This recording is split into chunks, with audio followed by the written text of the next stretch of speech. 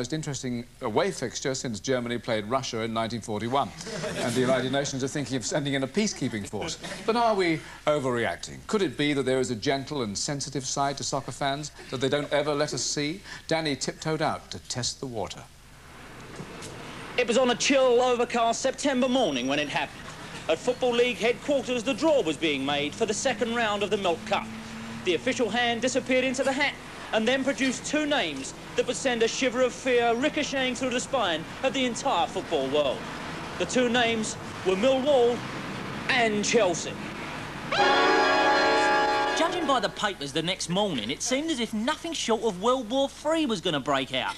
But are Millwall and Chelsea fans the savages they're made out to be? Some of the regulars down at the Den reckon the Millwall fans have just had a bad press. Deep down, they're a smashing bunch. Tell me about a typical Mill supporter in your eyes, then.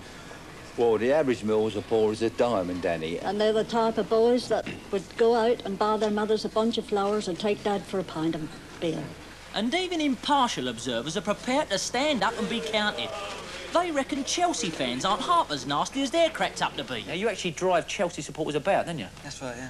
Is it a dangerous job, it seems? No, not at all with this lot. They're like pussycats, you know. Really? Yeah. I tell you what, the pensioners are more violent than them. Whatever they might look like, the fans reckon that, all in all, they've been hard done by. They're really a cultured, sensitive lot. Tell me what you do in your spare time and convince the nation that they've got you all wrong. I read Shakespeare. You really? Yeah, in great quantities. Are you a hooligan? Certainly not. No? What do you do in your spare time when you're not supporting Millwall?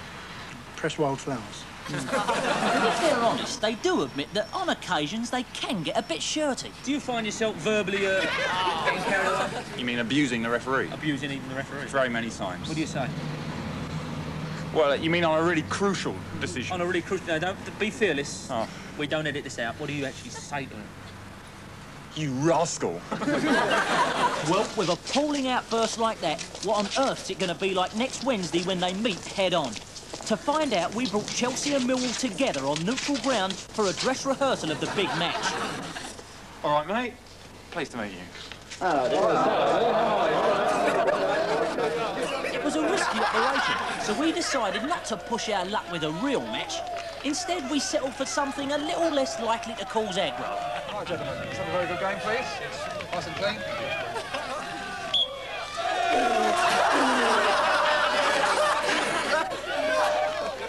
Tempers still ran high, but the fans showed remarkable restraint. I say, referee, have a cow.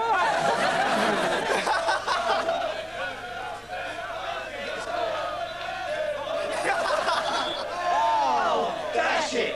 The lads were certainly on their best behaviour, and the chants from the terraces wouldn't have been out of place at a netball match.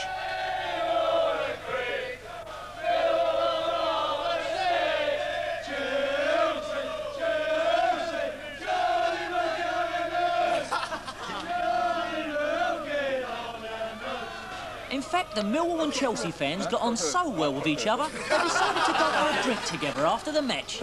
What's Millwall? Oh, how kind, thank you. Fingers? Well, here's hoping that the match on Wednesday will also be a piece of cake.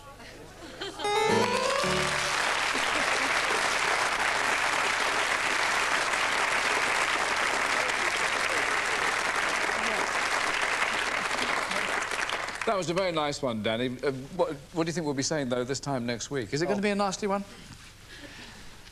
Can I talk about Los Angeles or something? I don't know. I mean, I sincerely have supported Mill for 20 years. Over 20 years. And people... It's funny, when I go down there now, of course, everyone knows and I talk about Millwall, and blokes do come up to us, I stand on the terraces, and they come and say, you've only been coming down here since you've been on the telly.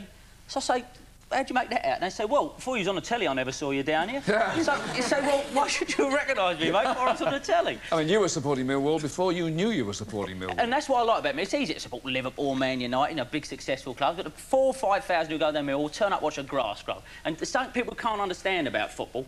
It's if you're involved with it and you're involved with a team like Millwall, it's your team, and it don't matter if you're playing Workington or all the dodgy teams we have to play, because you know, in your heart, you know they're perhaps not the best team in the world, but you think they're the best team in the world, and you really do go This is getting maudlin. I don't want to... certainly get rid of that mob.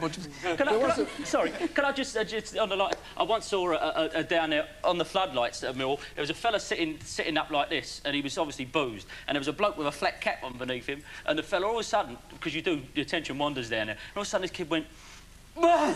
And he was sick over this bloke with a flat cap who stood there. And everyone roared, and it was coming up his hat. And he took his hat off, and as he took his hat off, the kid went, "Bah!" I'm glad we waited for that one.